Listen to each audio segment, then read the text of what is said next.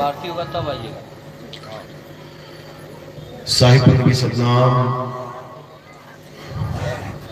तो आज भागलपुर में परम पिता परमात्मा की अपार कृपा से ये मूल ज्ञान का सत्संग आयोजित किया गया है। बहुत बड़े भाग होते हैं उन जीवों के जो अपने पूरे जीवन काल में एक बार भी इस मूल ज्ञान को सुन पाते हैं, और उससे भी बड़े भाग होते हैं उन जीवों के जो इस मूल ज्ञान को थोड़ा सा भी समझ पाते हैं। क्योंकि सुनना आसान है, आए बैठे घंटा 2 घंटा सुन के चले गए, लेकिन इस ज्ञान को समझना बहुत मुश्किल है। यह ज्ञान केवल उसकी समझ में आता है जिस पर परमात्मा की कृपा हो, जिस पर बंदी छोड़ की दया हो, जिस पर कुल के मालिक की रजा हो, मेहर हो। ये केवल तभी समझा जा सकता है। जब तक मालिक की कृपा नहीं है, परमात्मा की दया नहीं है, आप इसको पूरा उम्र भी सुनते रहोगे ना, सारी उम्र भी सुन लोगे, ये तब भी समझ में नहीं आएगा। ये ऐसा ज्ञान है। और अगर गुरु की दया हो गई तो ये बड़े आराम से, सहजता से एक एक बात समझ में आने लग जाएगी अपने आप। ऐसा लगेगा जैसे इससे आसान कुछ है ही नहीं। लेकिन केवल उनके लिए जिस पर परमात्मा की दया हो जाए। तो आज अरदास करेंगे उन सब जीवों के लिए मालिक से कि जहां तक ये आवाज जा रही है, स्पीकर के माध्यम से, यूट्यूब के माध्यम से, इंटरनेट के माध्यम से, जहां तक भी ये आवाज जा रही है, हर जीव का विवेक जागे, हर जीव को सत्य असत्य करने की शक्ति प्राप्त हो, हर जीव को सच और झूठ का पता लग जाए। क्योंकि जब से ये संसार बना है तब से ये जीव पूरी कोशिश में लगा है कि कैसे इस संसार से, इस भवसागर से मैं पार हो जाऊं। खूब भजन गाता है, भवसागर से पार कर दो, भवसागर से पार कर दो। लेकिन नादानी में इसको पता ही नहीं चलता भवसागर है क्या। पार होना है तो होना किससे है, ये इसके समझ में नहीं आता। इसलिए बार बार जन्म जन्म युगो युग इसी दुनिया में आता जाता रहता है, धक्के खाता रहता है, जन्मता मरता रहता है, दुर्गति को प्राप्त होता रहता है। तो आज हमने जानना है कि आखिर अगर भवसागर से पार होना है तो कैसे होना है, क्या करें कि ये भवसागर से पार हो जाए, और क्या ना करें। क्योंकि अगर कोई चीज भवसागर से पार कर रही है तो कुछ ऐसी भी चीजें हैं जो भवसागर में लेके आ रही हैं। याद रखना, डॉक्टर ने दवाई दी है बीमारी ठीक करने के लिए, तो दवाई ऐसी चीज है जो बीमारी को ठीक करती है, और कुछ ऐसी चीजें हैं जो उन बीमारियों को और बढ़ा देती हैं। इसलिए डॉक्टर क्या करता है, परहेज बोल देता है, परहेज, कि बेटा गला खराब है, ये ले दवाई ले जा, और क्या नहीं खाना है वो भी सुन ले, खटाई मत खाना, अचार मत खाना। क्यों? क्योंकि अगर खटाई और अचार खाता रहेगा तो दवाई खाने पर भी ठीक नहीं होगा। इसलिए बड़े बड़े विद्वानों ने क्या बोला है, कहते हैं दवाई से परहेज भला। कहते हैं डॉक्टर के पास जाके दवाई लो, इससे अच्छा परहेज में रहो, बीमारी होगी नहीं। लेकिन यहां पर मामला थोड़ा सा अलग है। यहां ठीक तो दवाई से ही होंगे, लेकिन परहेज पूरा करना पड़ेगा। तो क्या करना है, आज के सत्संग में आपको भरपूर समझ में आएगा। जिसका विवेक थोड़ा सा भी होगा, इतना सा भी, 100 में से 1% भी होगा, जीरो वाले की तो मैं गारंटी नहीं ले सकता, लेकिन 1% भी विवेक होगा तो आज वो बढ़ेगा। भले तुम आज का सत्संग सुन के जाग ना पाओ, भले तुम आज का सत्संग सुन के सत्य को ग्रहण न कर पाओ, भले तुम आज का सत्संग सुन के सत्य को धारण ना कर पाओ, लेकिन इतना जरूर कहूंगा कि आज का सत्संग सुन के तुम्हारा विवेक जरूर बढ़ेगा।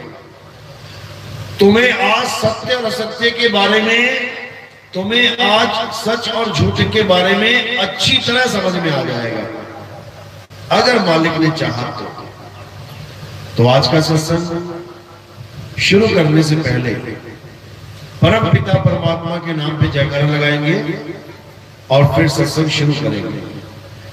बोलिए परम पिता परमात्मा की, सतगुरु बंदी छोड़ कबीर साहेब की, सतगुरु मदनपति साहेब की, दीवान जवाहरपति साहेब की,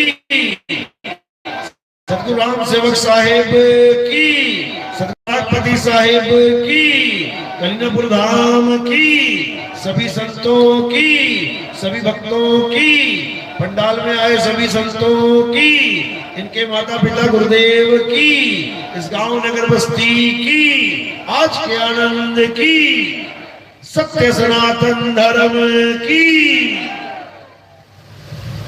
साहिब बंदगी सतनाम। तो जैसे ही हमने बोला सत्य सनातन धर्म की जय, वैसे हमारा धर्म क्या है? सनातन धर्म। लेकिन इसके आगे सत्य लगाना पड़ रहा है। कारण क्या है? जब तक ये कारण नहीं समझ में आएगा तब तक कोई सत्य सनातनी बन ही नहीं सकता।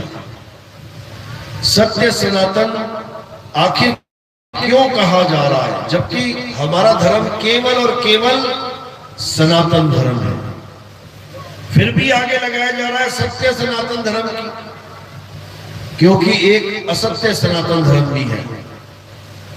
आपको नहीं जानकारी इसके बारे में, लेकिन गीता में इसके बारे में बहुत अच्छे से समझाया गया है। गीता में भरपूर समझाया गया है कि सत्य और असत्य दोनों में क्या भेद है, दोनों में क्या फर्क है, खूब अच्छे से समझाया गया है। अगर समझ में आए तो गीता हमें यही संदेश देती है कि तुम्हें एक बार इंसान जन्म मिला है 184 के बाद, यानी तुम आज पहली बार इंसान नहीं बन के बैठे हो। जन्मों जन्म बीत गए तुम्हारे, युगों युग बीत गए इंसान बनते बनते, लेकिन एक बार इंसान बनने के बाद जब दूसरी बार बनना पड़ता है, उसके बीच में क्या है? 184 है। यानी तुम्हारी चेतना इस काया को छोड़ के कहां चली जाती है? नाना प्रकार की योनियों में भ्रमण करती है। कुत्ता, बिल्ली, हाथी, घोड़ा, सांप, बिच्छू, मच्छर, मक्खी, खटमल, गीदड़, चमगादड़, पता नहीं क्या क्या बनना पड़ेगा। किसको बनना पड़ेगा?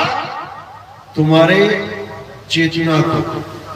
जो चेतना अभी इस काया को चेतन करके बैठी है, ये चेतना किसी भी काया को धारण कर सकती है, किसी भी। ये चेतना तुम्हें हर काया में मिल जाएगी। कुत्ते में भी चेतना है, बिल्ली में भी चेतना है, सांप, हाथी, घोड़े, सब में चेतना है। ये चेतना ही शरीरों को धारण करती है। अब ये चेतना जो आई है इन शरीरों में, ये वापस नहीं जा पा रही है, आज तक नहीं गई अपने मालिक के घर, क्योंकि वापस जाने को ही कहते हैं भवसागर पार हो जाना। एक भी भवसागर पार नहीं हो पाया। जितने लोग बैठे हैं ना यहाँ पे, ये सारी उम्र बीत गई इनकी, युगों युग बीत गए, सतयुग बीत गया, त्रेता बीत गया, द्वापर बीत गया, कलयुग आ गया, ये मुक्त नहीं हो पाए, ये पार नहीं हो पाए। एक भी भवसागर से पार नहीं हुआ। यहीं बैठे हुए पार हो गए होते तो यहाँ कौन बैठा होता? सारी उम्र पूजा पाठ में लगा दिया, और केवल कलयुग में नहीं, सतयुग, त्रेता, द्वापर, तब भी यहीं के यहीं बैठे हैं। यानी सारा पूजा पाठ, हवन, यज्ञ, सब कुछ फेल हो गया, हमें पार नहीं कर पाया, यहीं के यहीं बैठे हैं।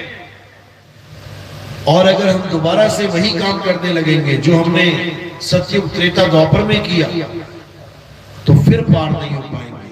तो गीता क्या कहती है?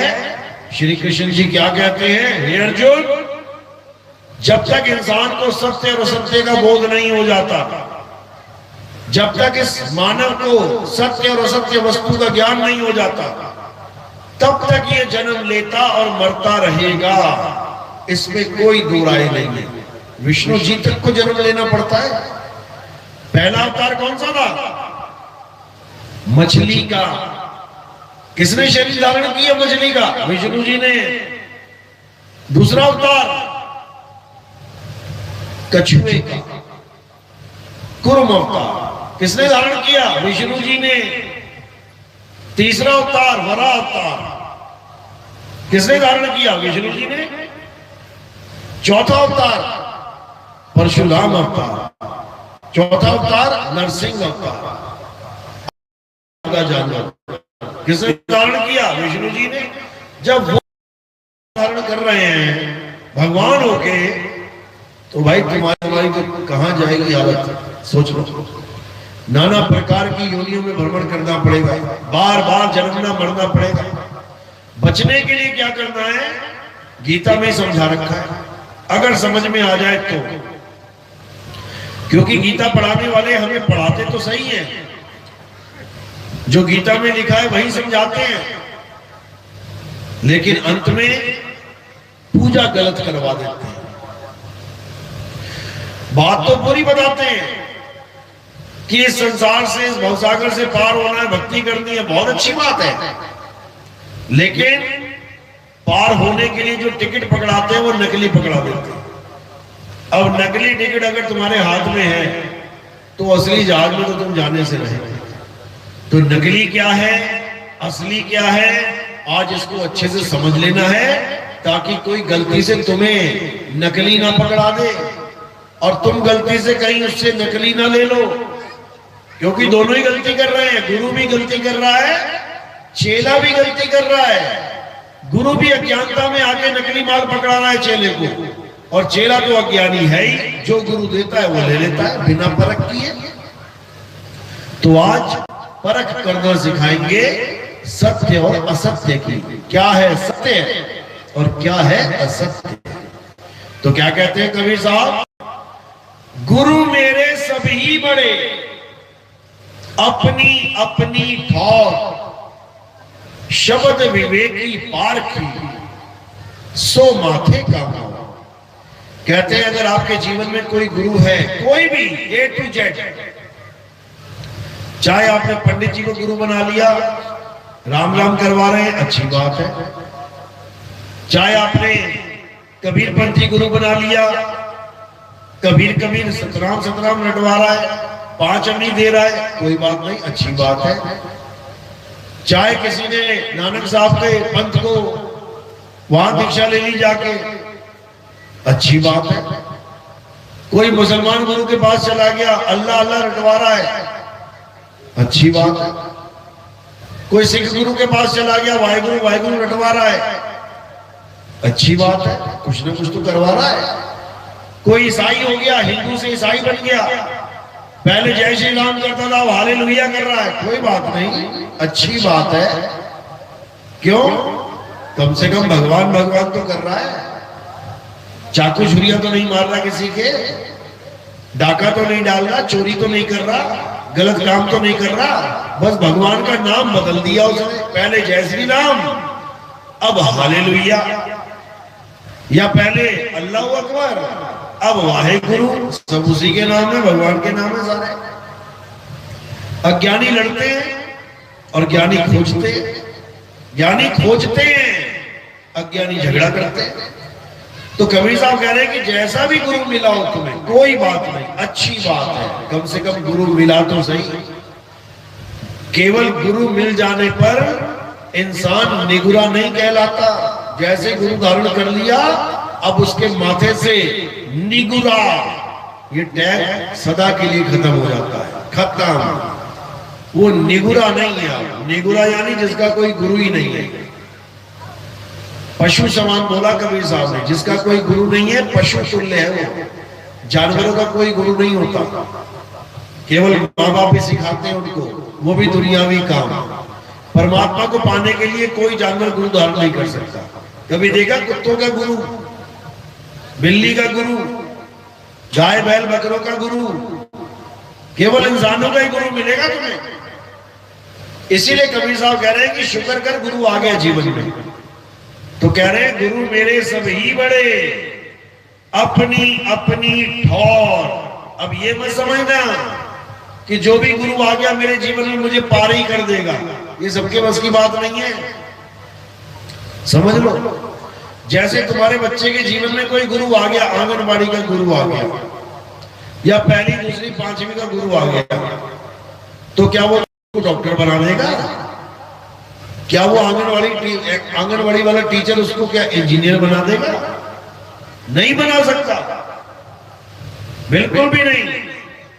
तो क्या कह रहे हैं? गुरु मेरे सभी बड़े, अपनी अपनी ठौर। कबीर साहब ठौर बता रहे हैं। इस मंच पे आने के लिए 5 पौड़ियां हैं यहाँ पे, ये ठौर है। पहला गुरु सबसे नीचे के लेवल पे, नीचे के ठौर पे, दूसरा गुरु उससे ऊपर, तीसरा गुरु उससे ऊपर, चौथा गुरु उससे ऊपर, पांचवा गुरु सबसे ऊपर। अब गुरु ऊपर नीचे कैसे हो गए? कई लोग कहते हैं गुरु सब एक समान ही होते हैं। बिल्कुल एक समान होते हैं। 5 तत्वों का मेरा, 5 तत्वों का उनका, 5 तत्वों का सबका। तत्व ज्ञान से देखोगे तो 5 तत्व मेरे पास भी है, अन्य गुरुओं के पास भी बराबर ही है सब। तो ऊपर नीचे कैसे हो गए? ज्ञान से। वही गुरु पहली क्लास में पढ़ा रहा है और वही गुरु 5वीं क्लास में पढ़ा रहा है, लेकिन दोनों चेले अलग अलग हो गए। एक पहली क्लास का, एक 5वीं क्लास का। टीचर सेम है, यहां पर भी लेवल चल रहा है, चेलों में भी लेवल है, गुरुओं में भी है, चेलों में भी है। तो कबीर साहब यहां गुरुओं के लेवल की बात करते हैं। गुरु मेरे सभी बड़े, अपनी अपनी ठौर, शब्द विवेकी पारखी, सो माथे का मोर। यानी माथे का मोर यानी मोर पंख लगता है यहां पर। मोर होता है सहरा, सिर के ऊपर सहरा लगता है। वो सहरा एक के सिर पे लगा होता है। कभी बारात देखना, कोई बारात में खूब महंगे महंगे कपड़े पहन लेंगे लोग, 10-10 हजार की पैंट, 20-20 हजार की जैकेट। दूल्हे के दोस्त उससे भी महंगे कपड़े पहन के आते हैं, लेकिन सहरा केवल दूल्हे के लगा होता है। दूल्हे को छोड़ के और कोई सहरा नहीं पहन सकता। इसी प्रकार गुरु तो बहुत से मिलेंगे। कोई छोटी सी झोपड़ी वाला गुरु है तो कोई बहुत बड़े बड़े महलों वाला गुरु है, कोई छोटी सी जमीन वाला गुरु है, कोई हजारों किलोमीटर की जमीन वाला गुरु है। ये बड़े छोटे तो सब मिल जाएंगे, लेकिन सिर का मोर कौन बनेगा? ज्ञानी गुरु, जिसके पास पूर्ण ज्ञान होगा, केवल वही सिर का मोर बन सकता है। तो उसी के लिए साहब ने कहा, शब्द विवेकी पारखी, सो माथे का मोर। यानी जो तुम्हें शब्द का विवेक के द्वारा परख करवाना सिखा दे, वही सिर का मोर है। शब्द विवेकी पारखी। शब्द देना तो सभी जानते हैं। किसी भी गुरु के पास चले जा दुनिया में, बस एक बार कह देना, गुरु जी मुझे नाम दे दो, गुरु जी दीक्षा दे दो, गुरु जी मंत्र दे दो, 2 मिनट लगाएंगे देने में, ये तो सभी कर लेंगे। लेकिन सच्चा गुरु वो नाम देता नहीं, नाम छुड़वा देता है। सच्चे गुरु और झूठे गुरु में लक्षण क्या है? झूठा गुरु जिसे गुरुआ कहते हैं, गुरुआ नाम देता है, हिंदी के नाम, पंजाबी के नाम, उर्दू के नाम, फारसी के नाम, तमाम भाषाओं के नाम। और सतगुरु नाम छुड़वाता है, छुड़वा देता है वो नाम जाप। भजन गाते हैं सब, मोको कहां ढूंढ रे बंदे, मैं तो तेरे पास में, बिल्कुल पास में। लेकिन फिर भी कहां बोल रहे हैं कि परमात्मा सब लोग में रहता है। परमात्मा अलग लोक में रहता है, परमात्मा अगम लोक में रहता है, परमात्मा अनामी लोक में रहता है। तो पास में कौन रहता है फिर? कबीर साहब दूर के परमात्मा की बात नहीं कर रहे, वो कह रहे हैं वो को कहां ढूंढे रे बंदे, मैं तो तेरे पास में ना मंदिर में। कहते सतलोक तो बहुत दूर है, ये गांव के मंदिर तक भी जाना नहीं पड़ेगा, वहां भी नहीं मिलेगा वो। ना मंदिर में, ना मस्जिद में, ना काबे कैलाश में, ना मैं जप में, कोई नाम नहीं जपना, किसी भी नाम को नहीं जपना है। जपने से कभी कुछ प्राप्त हो ही नहीं सकता। मुझे प्यास लगी है तो मैं पानी पानी जपूंगा क्या? सारी उम्र जपता रहूं पानी पानी पानी पानी, कभी प्यास नहीं बुझने वाली, बल्कि पानी पानी करते करते प्यासा ही मर जाएगा। जो रेगिस्तान में भटक जाते हैं रास्ता, 2-2 4-4 दिन बेचारे भटकते रहते हैं, जब पानी खत्म हो जाता है उनका, रेगिस्तान में तो पानी मिलेगा नहीं, तो रेगिस्तान में पड़े पड़े करा रहे होते हैं पानी पानी पानी पानी पानी करते करते मर जाता है। तो पानी पानी करने से पानी नहीं मिला, भोजन भोजन करने से भोजन नहीं मिलेगा, सोना सोना करने से सोना नहीं मिलेगा, चांदी चांदी करने से चांदी नहीं मिलेगी, तो राम राम करने से राम कैसे मिल जाएगा? तो राधे राधे करने से राधे कैसे मिल जाएगा? कबीर कबीर करने से कबीर कैसे मिल जाएगा?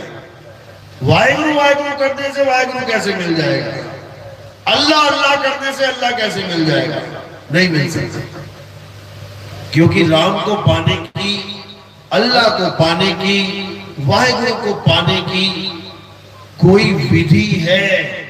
विधि जैसे पानी को पाने की विधि है। भटक रहे हैं, नहीं मिल रहा पानी, फोन लगाया अपने गुरुजी को, गुरुजी पानी नहीं मिल रहा। बेटा एक काम कर, क्या गुरुजी? जहां खड़ा है वही खोदना शुरू कर दे, जहां पर भी खड़ा है बस खुदाई शुरू कर दे। तो जब हम खुदाई शुरू करेंगे तो क्या मिलेगा जमीन के नीचे से? पानी। एक बार भी नाम नहीं जपना पड़ा, पानी पानी पानी पानी नहीं, गुरु ने जुगती बता दी, उस वस्तु को प्राप्त करने की जुगती बता दी, और जुगती से ही मुक्ति होगी, नाम जपने से नहीं। नाम जपने से टाइम पास होगा, जितना मर्जी टाइम पास करते रहो, पूरा पूरा दिन नाम जपते रहो, माला फेरते रहो। कबीर साहब मना कर रहे हैं, क्या कह रहे हैं? माला फेरत जुग भया, मिटाना मन का फेर, कर का मन का फेंक के, मन का फेर। मना कर रहे हैं, माला तो कर में फिरे, कर यानी हाथ, माला तो कर में फिरे, जीव फिरे मुख माही, ये मनवा दसहु दिसी फिरे, ये तो सिमरन नाही। ये सिमरन नहीं है, ये माला फेरना सिमरन नहीं है, नाम जपना सिमरन नहीं है। सिमरन का मतलब तक नहीं पता लोगों को, और गुरु बने बैठे। सिमरन का मतलब क्या होता है? सिमरन पंजाबी शब्द है, कहां से आया है? संस्कृत भाषा से। संस्कृत भाषा में सिमरन को क्या कहते हैं? स्मरण। जो बच्चे पढ़ते हैं स्कूलों में वो जान सकेंगे, आधा सा मरण, स्मरण, इसका क्या मतलब होता है? इसका मतलब होता है याद करना। कोई कहे तुम्हारी स्मरण शक्ति बहुत तेज है, यानी तुम्हारी याददाश्त बहुत तेज है। परमात्मा का नाम नहीं जपना है, परमात्मा को याद करना है। याद, परमात्मा को याद करना है, नाम नहीं जपना। अगर तुम्हें याद करने की विधि समझ में आ जाए, अगर तुम्हें याद कैसे करना है ये बताने वाला गुरु तुम्हारे जीवन में आ जाए, तो तुम्हारा जन्म सफल हो जाएगा। तुम्हें एक बार भी पूजा पाठ हवन यज्ञ करने की जरूरत नहीं पड़ेगी। एक बार भी पूरे जीवन में तुम्हें एक बार भी किसी का जयकार लगाने की जरूरत नहीं पड़ेगी कि कहोगे जयकार लगा के मुक्ति होगी। हाँ, पता लग गया क्या करना है, उसके बाद भले तुम लगाते रहो, लेकिन ये आस खत्म हो जाती है कि किसी नाम जाप से या किसी जयकारे से मेरी मुक्ति होगी। नहीं होगी। कोई हवन यज्ञ करने की जरूरत नहीं पड़ेगी, हवन यज्ञ से न्यारे हो जाओगे। गीता अध्याय 3 यही समझाया गया उसमें। आप श्लोक नंबर 11, 12, 13, 14, 15, 16 ये 6 श्लोक पढ़ लेना अध्याय 3 के। उसमें हर प्रकार से बता रखा है कि हवन करो, यज्ञ करो, देवताओं की पूजा करो, प्रसाद ग्रहण करो, ऐसा करो, वैसा करो, सब कुछ करो। लेकिन अध्याय 3 17वें श्लोक में क्या बोल दिया? किंतु। किंतु मतलब लेकिन, यानी वो सब कर रहे हो ठीक है, लेकिन जो अपनी आत्मा में रमण करते हैं, जो अपनी आत्मा में तृप्त हैं, जो अपनी आत्मा में संतुष्ट हैं, उनके लिए कोई धार्मिक कर्म कर्तव्य लागू ही नहीं होता। यानी जो 6 श्लोकों में बताया कि हवन करना चाहिए, यज्ञ करना चाहिए, देवताओं की पूजा करनी चाहिए, बचा हुआ अन्न प्रसाद के रूप में ग्रहण करना चाहिए, ये सब बताने के बाद क्या बोला? किंतु ये सब कानून, ये सब विधि विधान उस पे लागू नहीं होता जो आत्मा के ज्ञान को जानना शुरू कर चुका है, जो आत्मज्ञानी गुरु की शरण में आ गया है, उसके लिए इसका कोई मतलब नहीं रह जाता। तो आत्मज्ञानी गुरु क्या करेगा?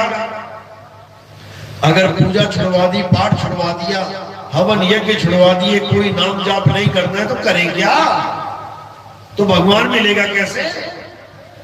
उसके लिए आत्मज्ञानी गुरु क्या बताते हैं कि सोई गुरु पूरा कहावे, जो 2 अक्षर का भेद बतावे, एक छुड़ावे एक लखावे, तब प्राणी निज घर को जाता।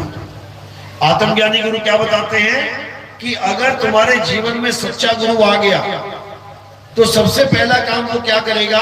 तुम्हारे नाम छुड़वा देगा। हिंदू है, राम राम जप रहा है, राधे राधे जप रहा है, ओम नमः शिवाय जप रहा है, तो उसको कह देगा भाई तू इसको मत जप। कोई मुसलमान शिष्य बनने आ गया तो अल्लाह अल्लाह खुदा खुदा जप रहा है, मत जप। कोई सिख भाई आ गया नाम दीक्षा लेने तो उसको वाहेगुरु वाहेगुरु से मना कर देना, मत जप।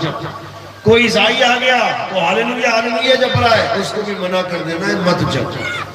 कोई नाम जपना ही नहीं है। तो क्या करना है? गीता में ही समझाया गया है, हे अर्जुन, जो अपनी आत्मा में रमण करते हैं। क्या विधि बताई कृष्ण जी ने? पूजा पाठ नहीं बताया कि राधे राधे जपले, राम राम जपले, बिल्कुल नहीं। क्या बता रहे कृष्ण जी? जो अपनी आत्मा में रमण करते हैं। आत्मा में, आत्मा का नाम सुना है सबने? सबने आत्मा का नाम सुना है? हाथ खड़ा करोगे? सबने आत्मा का नाम सुना है। नहीं भी खड़ा करोगे तब भी सुना ही है। ऐसा कोई नहीं होगा जिसने आत्मा नाम ना सुना। अपनी अपनी आत्मा लेके आए हो सारे, घर तो नहीं छूट गई किसी की? साथ लाए हो? देख लो, चेक कर लो एक बार। क्या पता ना लाए, चेक भी तभी कर पाओगे आत्मा होगी। आत्मा नहीं है ना साथ में, ये शरीर ऐसे गिर जाएगा मिट्टी की तरह। यानी अगर तुम यहां तक आए हो तो आत्मा की वजह से, यहां से वापस घर जाओगे तो आत्मा की वजह से। रास्ते में चलते चलते आत्मा ने शरीर छोड़ दिया तो क्या होगा? बिना आत्मा के घर पहुंच जाओगी? वहीं गिर जाएगा शरीर। रास्ते में लोग फोन करेंगे घर पे, अरे तुम्हारी बीवी गिर गई भाई, देखो शायद मर गई क्या। बिना आत्मा के एक कदम नहीं चल सकते, बिना आत्मा के एक उंगली नहीं हिल सकती, बिना आत्मा के कोई भगवान का नाम नहीं निकल सकता। ना राम निकले, ना श्याम निकले, ना हनुमान निकले, ना अल्लाह निकले, ना वाहिगुरु निकले, कोई नाम नहीं निकल सकता। ये सारे नाम जाप हो रहे हैं तो किसकी वजह से? आत्मा की वजह से। तुम तीर्थों में जा रही हो, नहा रही हो, धो रही हो, किसकी वजह से? आत्मा की वजह से। तुम मंदिर मस्जिद गुरुद्वारे में जा रहे हो, किसकी वजह से? आत्मा की वजह से। तुम जयकारे लगा रहे हो, जय श्री राम, अल्लाहू अकबर, जो बोले सो निहाल, किसकी वजह से? आत्मा की वजह से। तुम घर में रहती हो, रोज सोती हो ना घर में, किसकी वजह से? आत्मा की वजह से। और आत्मा ने जिस दिन शरीर छोड़ दिया, रह लोगी क्या घर में? उसी दिन निकाल देंगे बाहर। अभी तो बेड पे सोती हो आराम से, आत्मा ने शरीर छोड़ दिया तो कहां सोएगा शरीर? जाके चिता पे सोएगा ना, गरम गरम आग के ऊपर। अभी तो सोने की चूड़ियां, सोने की बालियां, नथनी पहन के घूम रही हो, किसकी वजह से? आत्मा की वजह से। और जैसी आत्मा ने छोड़ दिया शरीर को, अंगूठी भी निकाल लेंगे, चूड़ी भी निकाल लेंगे, कान के सब निकाल लेंगे, कोई ना रखेगा तुम्हारे पास। समझ लो, अभी तो महंगी महंगी साड़ियां पहन रही हो रंग बिरंगी, किसकी वजह से? आत्मा की वजह से। और जैसी आत्मा ने शरीर को छोड़ दिया, वो सफेद सा कफन ले आएंगे, वो पहना देंगे बिना रंग का। तो जो कुछ भी हो रहा है किसकी वजह से? आत्मा की वजह से। तो हमने सब कुछ तो जान लिया, बस आत्मा को नहीं जान पाए। 24 घंटे रहती है आत्मा हमारे पास, 24 घंटे रहती है या 2-4 घंटे घूमने चली जाती है छोड़ के तुम्हें? 24 घंटे रहती है साथ में। लेकिन अगर तुम्हें कोई पूछे कि आत्मा कैसी होती है, क्या तुमने अपनी आत्मा को देखा है? क्या तुमने अपनी आत्मा को जाना है? आत्मा क्या होती है? काली है, गोरी है, लंबी है, मोटी है, आदमी जैसी, औरत जैसी, कैसी है? लाल है, गुलाबी है, पीली है, संतरी है कैसी? ठंडी है, गर्म है कैसी? कोई नहीं जान रहा। बुढ़ापा आ गया, मरने वाली हालत हो गई, 80-80, 90-90 साल के हो गए लोग, लेकिन अपनी आत्मा को नहीं जान पाए। बस इसी कारण उन्हें कुत्ता, बिल्ली, हाथी, घोड़ा बनना पड़ता है। बस इसी कारण, एक ही कारण है संसार में। ये जितने कुत्ते, बिल्ली, हाथी, घोड़े दिख रहे हैं तुम्हें, इन सबको इंसान जन्म मिला था एक समय में। ऐसा कोई जीव नहीं है जिसे इंसान जन्म ना मिला हो, सबको मिल चुका है लगातार, लेकिन उन्होंने इंसान जन्म की कदर नहीं करी। जो काम करने आए थे इंसान जन्म में वो नहीं किया, उसके अलावा सब कुछ कर डाला। मंदिर बना लिए, मस्जिद बना ली, गुरुद्वारे बना लिए, चर्च बना लिए, पूजा कर ली, पाठ कर ली, हवन कर लिए, यज्ञ कर लिए, तीर्थों में नहा लिए, परिक्रमाएं कर ली पहाड़ों की, सब कुछ कर दिया, लेकिन क्या नहीं कर पाया? अपनी आत्मा को नहीं जान पाया। बस कृष्ण जी यही बता रहे हैं। क्या कह रहे हैं? हे अर्जुन, जो अपनी आत्मा में रमण करते हैं, यानी अपना ध्यान आत्मा में लगा देते हैं। अगर आत्मा में नहीं लगाया तो कहां लगेगा? इस संसार में लग जाएगा। और जो संसार में लग गया तो क्या होगा? वापस संसार में आ जाओगे। आत्मा में लग गया तो क्या होगा? संसार से पार हो जाओगे, आत्म ज्ञानी हो जाओगे, आत्म स्वरूप सिद्ध हो जाओगे, आत्म लोक में प्रवेश कर जाओगे, सत्य लोक में प्रवेश कर जाओगे। क्योंकि जिसकी आस लगाओगे वही वास हो जाएगा। जिसने आस लगा ली कि मैंने बिहार में नहीं पढ़ना, मैंने दिल्ली पढ़ना है, वो फिर पूरा इंतजाम कर देगा दिल्ली जाने का। जहां आशा तहां वासा। अगर दुनिया में तुमने आस लगा ली, मंदिर से, मस्जिद से, गुरुद्वारे से, चर्च से, पत्थरों की मूर्तियों से, किसी ग्रंथों से या कुछ भी, तुमने उससे मुक्ति की आस लगा ली, उसे मन में बैठा लिया, तो तुम वापस यहीं आ जाओगे। याद रखना, तुम घर से निकले कहीं जाने के लिए, तुम्हारा ध्यान जहां जाना है वहां के लिए लगा हुआ है, पूरा तैयार होके निकल गए हो, पहुंच ही जाओगे, लेकिन रास्ते में एकदम याद आया, अरे मोबाइल तो घर ही छूट गया, अब क्या होगा? अब वापस बैग लग जाएगी तुम्हारी, तुम वापस घर आओगे अब। यानी जो ध्यान पूरा तैयार था जाने के लिए, एक मोबाइल ने उसको वापस घर पहुंचा दिया। इसी प्रकार जब अंत समय आता है, ये जीव तैयार होता है जाने के लिए कि अपने मालिक के पास चला जाऊं, लेकिन संसार की कोई ना कोई एक वस्तु उसको वापस ले आती है। चाहे वो माँ हो, चाहे वो बाप हो, चाहे बीवी बच्चे हो, कुछ भी हो सकता है, जो अंत समय में याद आने पर तुम्हें वापस बुला लेगा। तुम्हें आना पड़ेगा इस संसार में। इसीलिए संतों ने क्या बोला है कि 24 घंटे आत्मा में रमण करो। आत्मा में रमण करोगे तो क्या होगा? अंत समय आत्मा ही याद आएगी, और जब आत्मा याद आएगी तो क्या होगा? तो तुम आत्मा ही हो जाओगे, क्योंकि जिसको याद करोगे वैसे ही हो जाओगे। ये गुण है इस चेतन सत्ता का, जिसको याद करेगा वैसा ही हो जाएगा। जड़ भरत नाम का एक मुनि था, ऋषि था, खूब भक्ति करी, खूब राम राम जपा, खूब पूजा पाठ किया। उसके बाद बूढ़ा हो गया पूजा पाठ करते करते। एक हिरण का बच्चा आ गया उसके आश्रम में, उसने पाल लिया, अच्छा लगा, सोचा कहीं शेर वेर ना खा जाए, मैं ही पाल लेता हूं। जीव पर भला किया, जीव पर दया किया।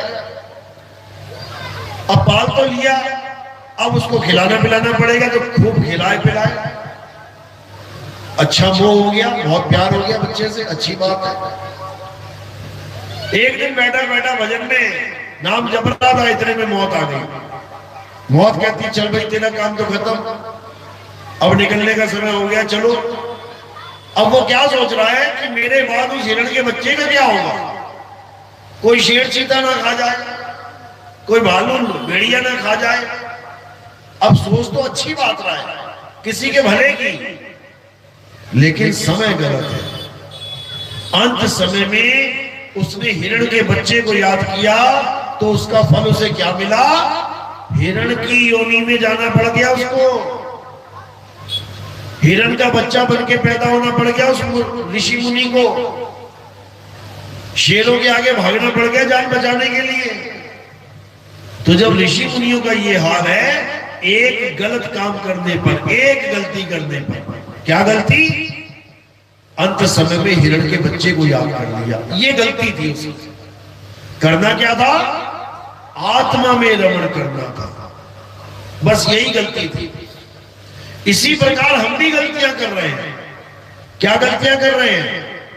आत्मा को छोड़ के हम बाकी हर जगह पूजा करके बैठे हुए हैं। आत्मा को छोड़ के हम हर जगह अपना ध्यान फंसा के बैठे हुए हैं।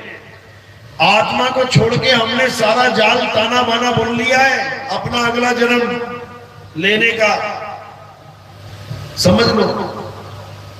तो आत्मा के अलावा अगर हमारा ध्यान कहीं भी जाता है तो हमारे लिए नुकसानदायक है, हमारी दुर्गति हो जाएगी। इसलिए कबीर साहब ने समझाया, जल में मीन प्यासी, मोहे देखत आवे हासी, आत्म ज्ञान बिना नर भटके, कभी काबा कभी काशी। कहते हैं आत्म ज्ञान बिना नर भटके। ये जो भटकना चल रहा है ना जन्मों जन्मों से, ये केवल इसलिए चल रहा है क्योंकि आत्म ज्ञान नहीं है।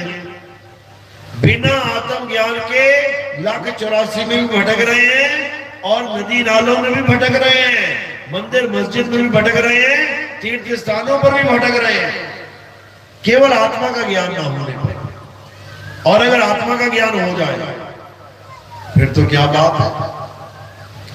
उसके लिए क्या बोला गया कि अगर आत्मा का ज्ञान हो जाए तो वो संत, वो साधु, वो भगत भगवान का ही रूप हो जाता है।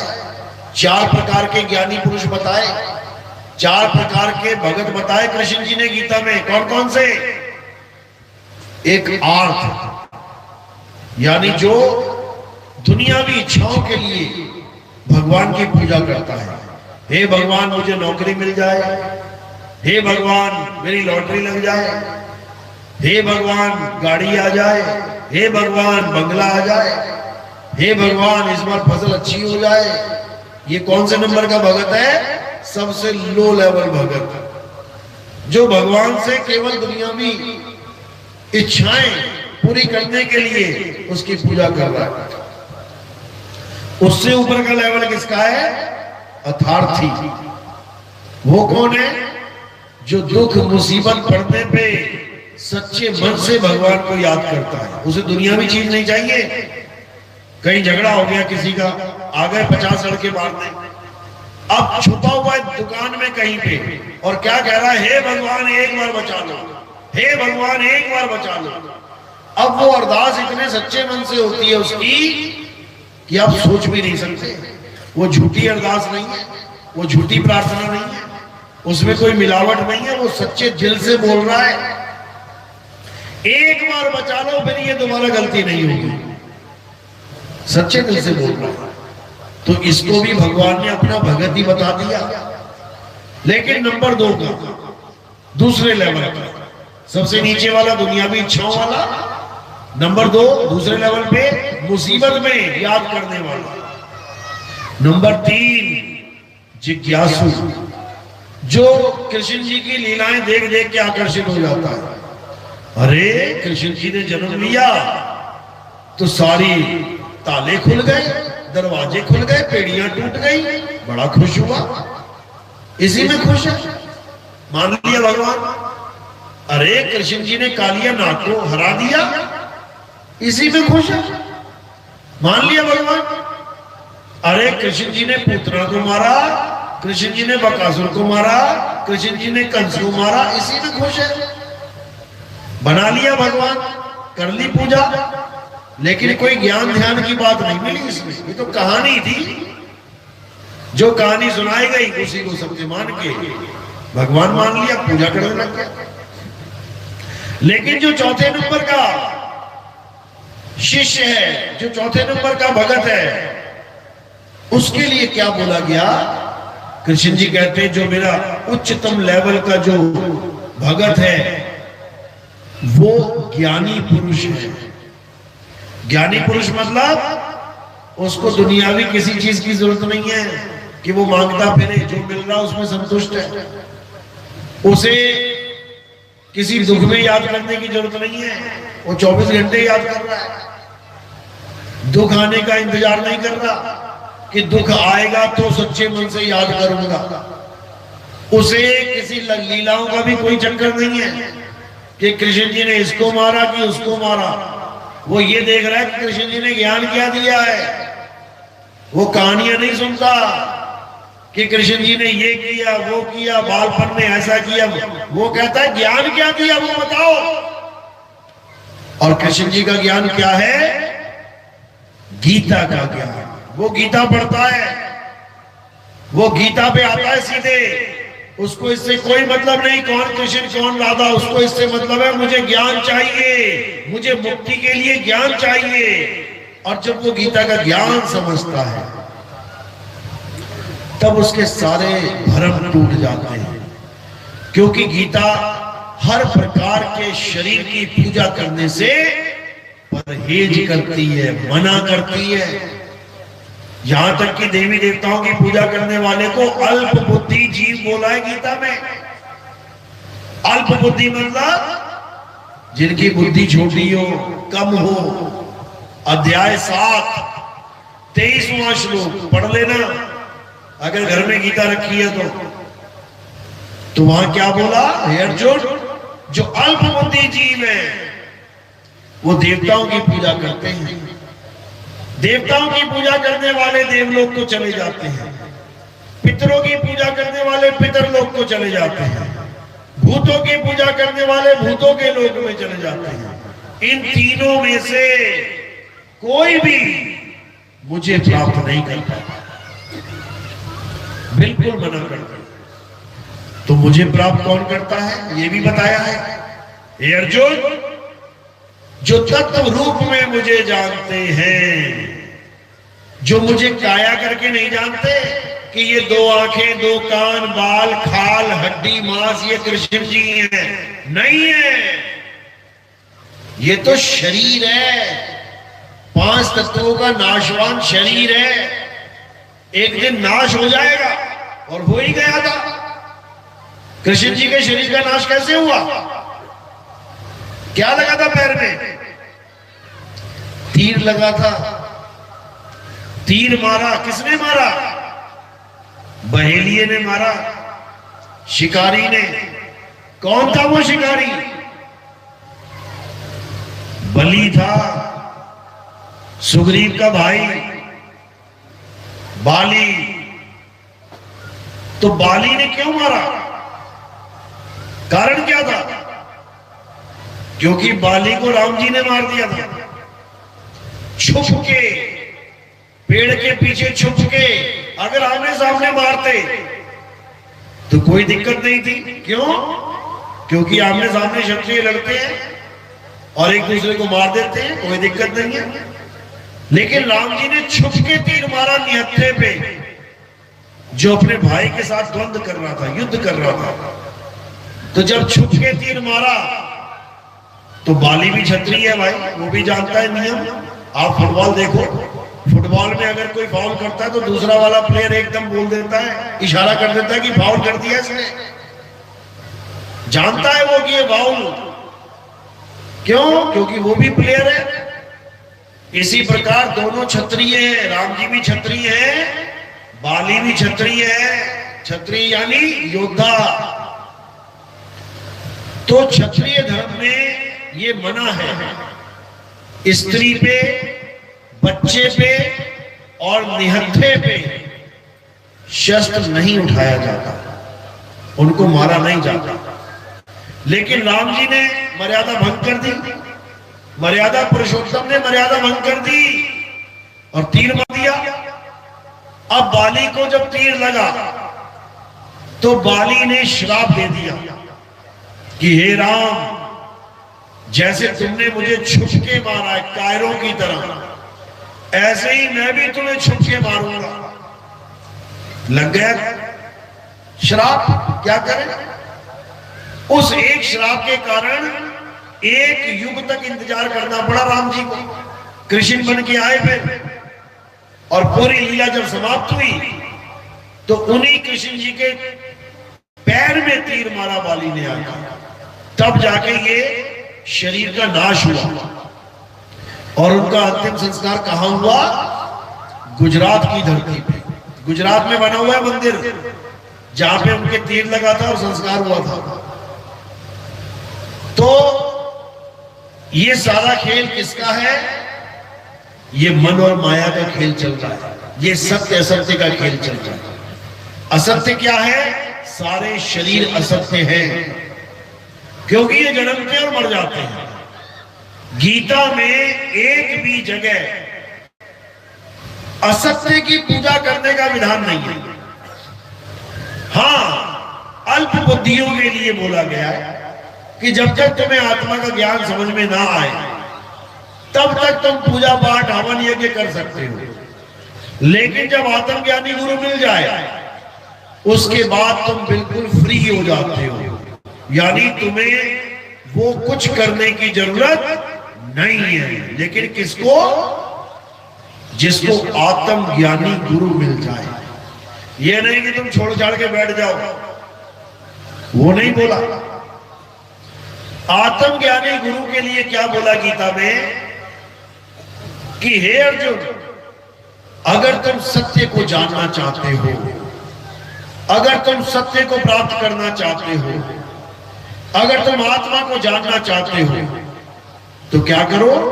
अध्याय 4 34वां श्लोक क्या कह रहे हैं? हे अर्जुन, अगर तुम सत्य को प्राप्त करना चाहते हो तो ऐसे तत्वदर्शी संत की शरण में जाओ। नाम जपने वालों के लिए नहीं बोला कि वृंदावन जाके राधे राधे करने लग जाना, कि अयोध्या जाके राम राम करने लग जाना, कि काशी जाके बोल बम करने लग जाना। ये नहीं बोला। क्या लिखा है वहां पे?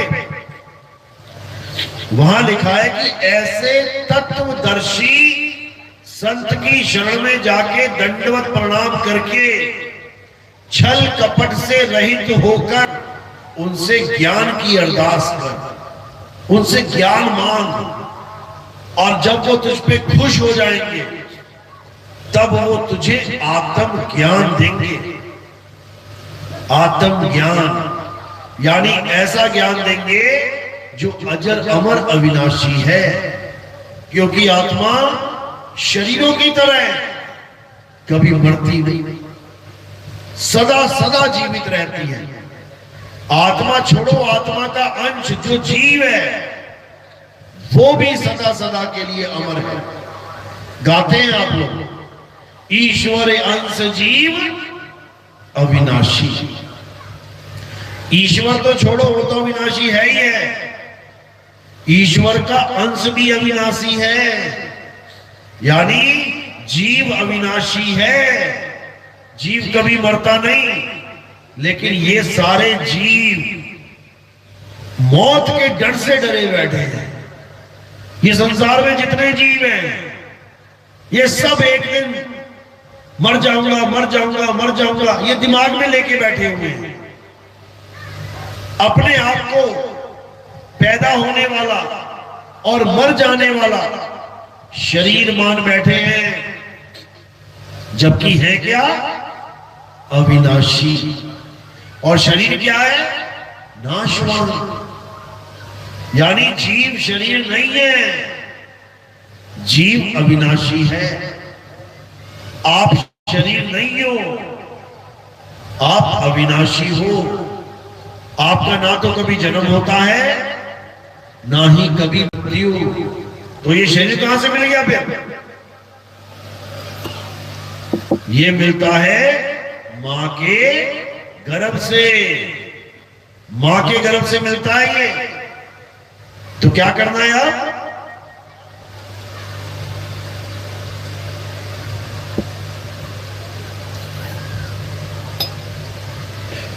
अब वो काम करना है जो कभी नहीं किया। सतयुग में खूब नाम जपे, खूब पूजा पाठ करी। आम इंसान तो छोड़ो, राक्षसों ने भी करी। सतयुग में राक्षस भी भगवान का नाम जपते हैं। आम आदमी तो जपता ही जपता है, देवी देवता तो जपते ही हैं, राक्षस भी नाम जपते हैं और भगवान उनको दर्शन भी देते हैं। देखा ना, राक्षस नाम जपते हैं, ओम नमः शिवाय, ओम नमः शिवाय। तो नमः शिवाय जपते जपते शंकर जी को आना पड़ता है, राक्षस के सामने खड़े होकर आशीर्वाद देना पड़ता है। बोल क्या चाहिए? सतयुग ऐसा युग है जहां राक्षस भी भगवान का नाम जपेंगे, लेकिन मुक्ति प्राप्त नहीं कर सकते, अमर नहीं हो सकते। मांगते तो पहला वरदान अमरता का ही है। कोई भी राक्षस का इतिहास उठा के देख लो, जब भगवान प्रकट हो जाते हैं तो राक्षस क्या कहता है? प्रभु मुझे अमर कर दो। तुम नहीं मांगोगे कभी कि मुझे अमर कर दो, तुम कहोगे मेरी बहू सुधर जाए, मेरा बेटा बिगड़ गया वो सुधर जाए, बेटे को नौकरी लग जाए, मकान दुकान बन जाए। तुम भगवान से दुनियावी चीजें मांगोगे। और वो राक्षस होके क्या मांग रहा है? कि मुझे अमर कर दो। इतना ज्ञान, इतना ज्ञानी राक्षस कहां से आ रहा है? ये ज्ञान कहां से आता है? ये ज्ञान गुरु से। यानी राक्षसों ने भी गुरु बना रखा है, बिल्कुल बना रखा है। कौन है गुरु उनका? क्या नाम है उसका? शुक्राचार्य। शुक्राचार्य यानी राक्षस भी शुक्र बना रहे हैं कि हमारा भी कोई आचार्य है, शुक्र आचार्य। और इंसान बिना गुरु के बैठा हुआ सोच रहा है कि हमें गुरु की जरूरत ही नहीं है, हम ऐसे मुक्त हो जाएंगे। अरे राक्षस तक गुरु बना के बैठे हैं कि बिना गुरु के ज्ञान नहीं होगा, बिना गुरु के रास्ता नहीं मिलेगा। लेकिन आम इंसान कहता है मुझे गुरु की क्या जरूरत है? अरे गुरु की जरूरत राम और कृष्ण जी को भी पड़ी थी। कौन थे राम जी के गुरु? वशिष्ठ जी। और कृष्ण जी के गुरु संदीपन जी। भगवान होके दोनों को गुरु की जरूरत पड़ गई, दोनों ज्ञान प्राप्त कर रहे हैं अपने गुरु से। और गुरुजी ये नहीं कह रहे चेले को कि राम तू राम राम जप तेरी मुक्ति हो जाएगी, या कृष्ण जी को बोला हो कि तू कृष्ण कृष्ण हरे कृष्ण जब तेरी मुक्ति हो जाएगी। बिल्कुल नहीं। राम जी कैसे अपने नाम जप के मुक्त हो जाएंगे? भला कोई अपना नाम जप के भी मुक्त हो सकता है? कृष्ण जी कैसे अपना नाम जप के मुक्त हो जाएंगे? राम जी और कृष्ण जी को कोई नाम दिया था? क्या समझाया गया गुरु के द्वारा कि हे राम, अगर तुम मुक्ति प्राप्त करना चाहते हो, मोक्ष प्राप्त करना चाहते हो, तो क्या करो? आत्मा को जानो, आत्मा को पहचानो, आत्म तत्व को जानो, जिसके कारण तुम्हारा शरीर जीवित है, जिसके कारण सीता जी का शरीर जीवित है, जिसके कारण हम सबका शरीर जीवित है। उस आत्मा को पहचानो। उस आत्मा को जानना ही हमारे जीवन का परम लक्ष्य है। राम राम करना, राधे राधे करना नहीं, वो छोटे लेवल की क्लासेस हैं, छोटे लेवल की। यानी जैसे छोटा सा बच्चा A for apple, B for bat, C for cat, D for dog रटता है, छोटा बच्चा। तो क्या पीएचडी वाला भी रटता है? जो डॉक्टर बन रहा है वो भी रटेगा क्या? A for apple, B for bat, C for cat. दोनों की पढ़ाई में जमीन आसमान का अंतर है। इसी प्रकार जो शुरुआती ज्ञान है वो मंदिर, मस्जिद, गुरुद्वारा, चर्च, इनका ज्ञान है। देखो छोटे छोटे बच्चे जाते हैं, छोटे छोटे बच्चे जा रहे हैं मंदिर में, मस्जिद में, गुरुद्वारे में, चर्च में। वो बात अलग है कि जाते जाते जाते बूढ़े हो जाते हैं, क्योंकि उनको पता ही नहीं होता कि इसके अलावा और जाना का है। इसीलिए सारी उम्र वही जाते रहते हैं। जैसे आम बच्चा स्कूल जाता है तो उसको पता होता है मैंने कब तक जाना है। अगर स्कूल 10वीं तक है तो स्कूल कब तक जाएगा? 10वीं तक। अगर स्कूल 12वीं तक है तो कब तक जाएगा? 12वीं तक। अब ये थोड़ी नहीं कि स्कूल वो बचपने में गया तो बुढ़ापे में भी जाएगा। 90 साल का बूढ़ा भी बैठा हुआ है क्लास में, क्या कर रहा है भाई? मेरा स्कूल है, पढ़ने के लिए आया हूं। अरे पढ़ाई के बाद कमाई भी होती है, सारी उम्र पढ़ना ही थोड़ी नहीं है, कमाना भी है। तो मंदिर, मस्जिद, गुरुद्वारे, चर्च क्या है? हमारा स्कूल है, हमारा विद्यालय है। उस विद्यालय में हमें कुछ पढ़ाया जाता है। किससे पढ़ाया जाता है? आम विद्यालय में तो किताबें होती हैं, हिंदी की, इंग्लिश की, संस्कृत की, मैथ की, गणित की। यहां पर कौन सी किताबें होती हैं? यहां धार्मिक ग्रंथ होते हैं। मंदिर में गीता पढ़ी है, मस्जिद में कुरान पढ़ी है, गुरुद्वारे में गुरु ग्रंथ साहब पढ़े हैं, और चर्च में बाइबल पढ़ी है। यानी वहां भी किताबें हैं। तो हम क्या करने जाएंगे? हम वहां ज्ञान लेने जाएंगे। जो उस किताब में बताया गया है हमें बताया जाएगा वहां पे। तो एक तरह से हम क्या कर रहे हैं? पढ़ाई ही कर रहे हैं। तो ये बने हैं हमारी पढ़ाई के लिए, लेकिन कमाई के लिए ये नहीं बने हैं। कमाई के लिए क्या करना पड़ेगा?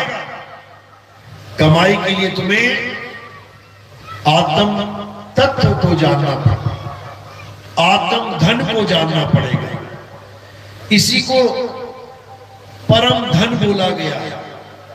कबीर सो धन संचिए जो आगे को होए।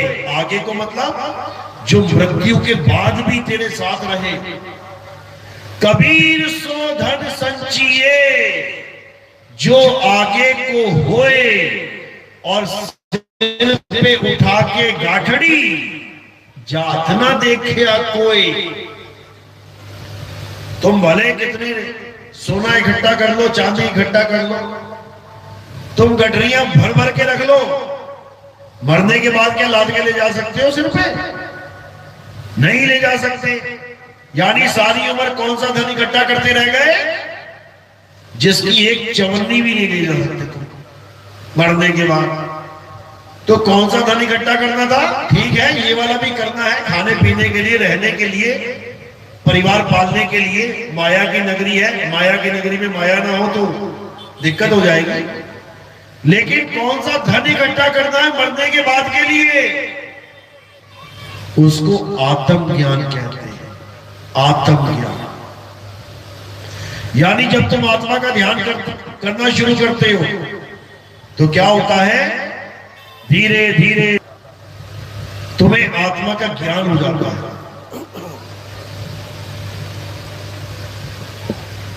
तुम्हें आत्म तत्व के बारे में अच्छे से समझ में आ जाता है।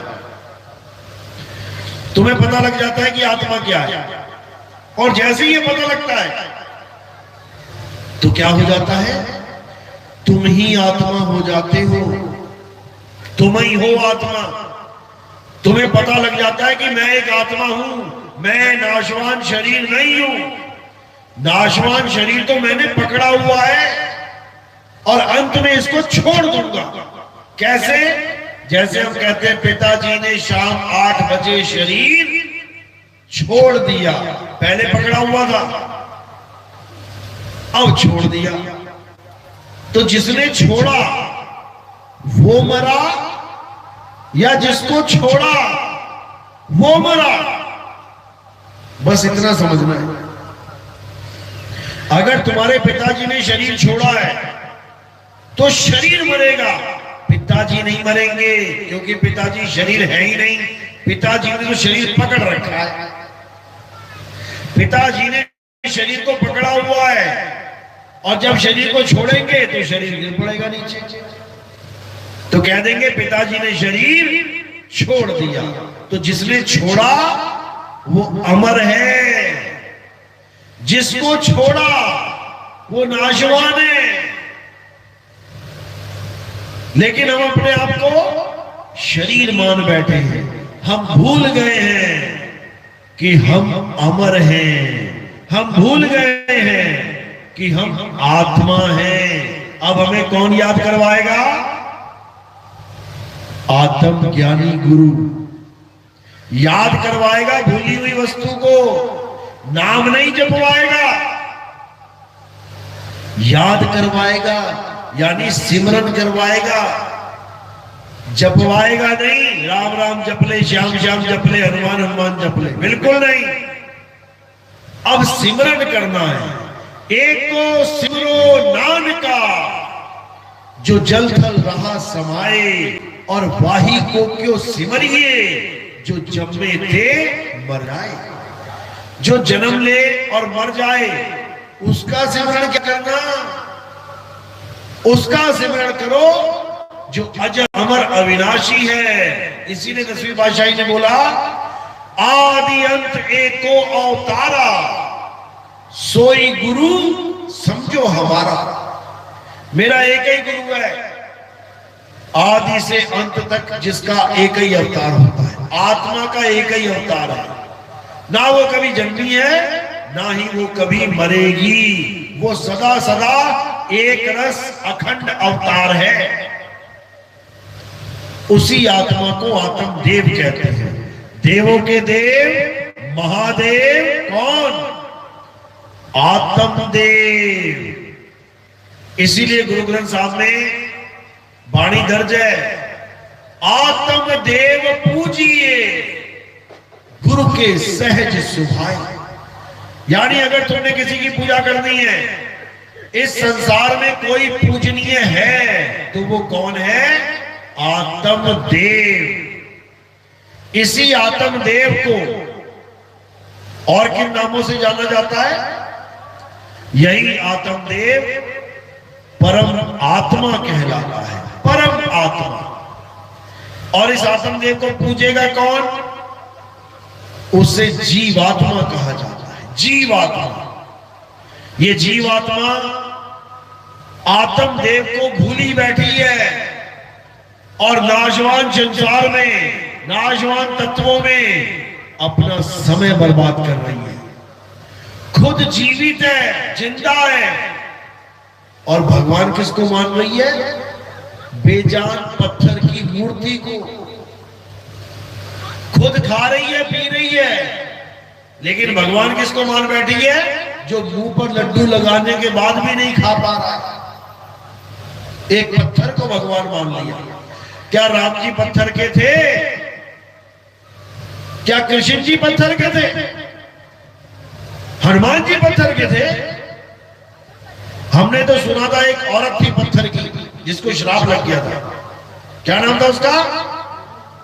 अहिल्या। अहिल्या थी पत्थर की। तुम पत्थर की अहिल्या बनाओ तो कोई दिक्कत नहीं है, लेकिन तुम पत्थर का राम बना दो, तुम पत्थर के श्याम बना दो और उसको भगवान की तरह पुजवा दो, यहां दिक्कत है। भगवान वो होते हैं जो पत्थर की अहिल्या को पैर लगा के, यानी पत्थर को पैर लगा के इंसान बना देते हैं। और इंसान वो होते हैं जो भगवान को ही पत्थर बना देते हैं। सोचो सोचो, भगवान से भी बड़ा इंसान बना बैठा है। भगवान पत्थर को इंसान बनाता है और इंसान भगवान को ही पत्थर बना देता है। गांव गांव में बना के बैठा दिया। कोई भगवान पत्थर का नहीं है, याद रखो। कृष्ण जी क्या समझाते हैं? हे अर्जुन, तू और मैं, हम ये शरीर नहीं है। शरीर तो नाशवान है, शरीर तो कपड़े हैं। हम तुम कपड़े नहीं, हम तुम आत्मा हैं। आत्मा, हम अजन्मे हैं। ना तो हमारा कभी जन्म होता है, ना ही हमारी कभी मृत्यु होती है। जन्म मरण से रहित हम अजर अमर अविनाशी हैं। तो क्या करना है? इस अजर अमर अविनाशी आत्मा को जानना है और कुछ नहीं करना। हम आत्मा को तो जानते नहीं है और परमात्मा को ढूंढने चल पड़ते हैं। बस यही अज्ञान है। तो कबीर साहब समझा रहे हैं, जब लगना चीनोगे आत्म, तब लगना मिली है परमात्म। आत्म चीने परमात्म चीने, संत कहावै सोए। और यह भेद काया से न्यारा। न्यारा बिल्कुल। काया का मतलब ही नहीं है उसमें। काया तो बिल्कुल विपरीत अर्थक है। आत्मा शरीर, उल्टा बिल्कुल। विदेह देह, बिल्कुल उल्टा। तो अब क्या करना है? अब शरीरों को छोड़ के आत्म तत्व को जानना है, परम तत्व को जानना है। और एक बार परम तत्व को जान गए तो हे अर्जुन, तुम कभी अज्ञान को प्राप्त नहीं होगे। अध्याय 4 14वां और 35वां श्लोक यही बता रहा है। तो क्या करना है? अब आत्म ज्ञानी गुरु की शरण में जाके आत्मा का ज्ञान समझना है, आत्म ज्ञान समझना है। और जब आत्म ज्ञान तुम्हें समझ में आ जाएगा तो तुम्हारा जन्मों जन्मों का जितना भी कर्मों का भार है, जितने भी कर्मों के फल तुम भुगत रहे हो, गुरुजी मेरी एक आंख काम नहीं कर रही है, खराब हो गई है, गुरुजी मुझे कैंसर हो गया है, गुरुजी मेरे लीवर फेल हो गया है, गुरुजी मेरा हाथ कट गया, पैर कट गया, अंधा हो गया, बहरा हो गया। ये सब किसकी वजह से? कर्मों की वजह से। जैसे जैसे कर्म किए हैं वैसा वैसा फल मिलेगा। और ये केवल इसी जन्म में नहीं खत्म हो जाएंगे कि ये जन्म खत्म हो गया, मर गए, हो गया खेल खत्म। मरने के बाद खेल दोबारा शुरू हो जाता है, दोबारा। अब वो कर्म भुगताए जाएंगे जो अभी तुम्हें भुगतने को नहीं मिल रहे हैं। जैसे तुमने पिछले जन्म में किसी का कत्ल किया, इस जन्म में उसका फल नहीं मिलेगा, थोड़ा बहुत मिलेगा और जीवन समाप्त हो जाएगा। कत्ल का फल कत्ल, तुमने किसी को मारा, तुम्हारी मौत होगी। इस जन्म में ऐसा नहीं लिखा गया, अगले जन्म में उसका हिसाब मिलेगा, मिलेगा पक्का।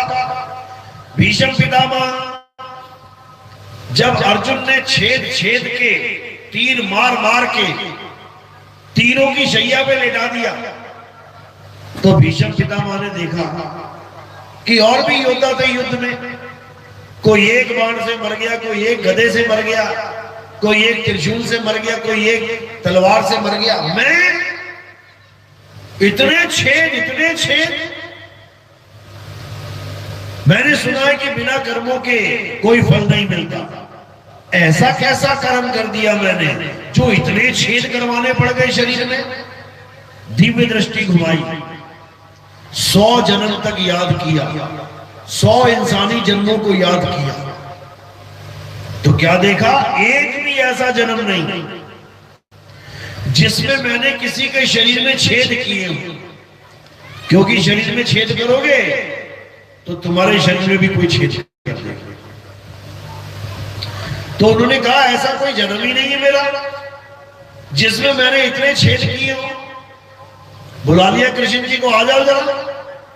तुम कहते हो विधि का विधान है, विधि का विधान है, जो करोगे सो भरोगे। अरे मैंने ये किया ही नहीं, ऐसे कैसे मुझे सजा मिल गई? तो कृष्ण जी कहते हैं बेटा 100 जन्म देख रहा है ना, 101वां देख। रखा सिर के ऊपर हाथ और उसको 101वां जन्म दिखाया। क्या दिखा वहां पे? एक राजा की भूमिका अदा कर रहा था, राजा बना हुआ था, रथ पे जा रहा था, सामने एक बहुत बड़ा सांप आ गया। घोड़ा सांप को देख के रुक गया। अब वो लगाम लगा रहा है, बढ़ ही नहीं रहा। तो सारथी बोला महाराज लग रहा है कुछ है आगे। भीष्म पितामह उतर के देखता है तो वहां सांप होता है। तलवार निकालता है अपनी, काटने के लिए नहीं, मारने के लिए नहीं, सांप को बचाने के लिए। तो क्या करता है? सांप को तलवार से उठा के साइड में फेंक देता है और चला जाता है। छेद तो अभी भी नहीं होने चाहिए। सांप को तो बचाया उसने, मारा थोड़ी नहीं। सांप को जो उसने फेंका तो वो ऐसी झाड़ियों में जाके गिरता है जिसमें कांटे ही कांटे होते हैं, कांटे ही कांटे। तो जब वो सांप को जोर से फेंकता है, उन्हीं झाड़ियों में सांप कांटों में फंस जाता है। 18 दिन तक सांप तड़पता रहता है और उसकी बददुआ लगती है कि जैसे तूने मेरे शरीर में छेद छेद छेद कर दिए, तेरे भी शरीर में छेद छेद छेद होंगे। तो उसका फल भीष्म पितामह को लगता है।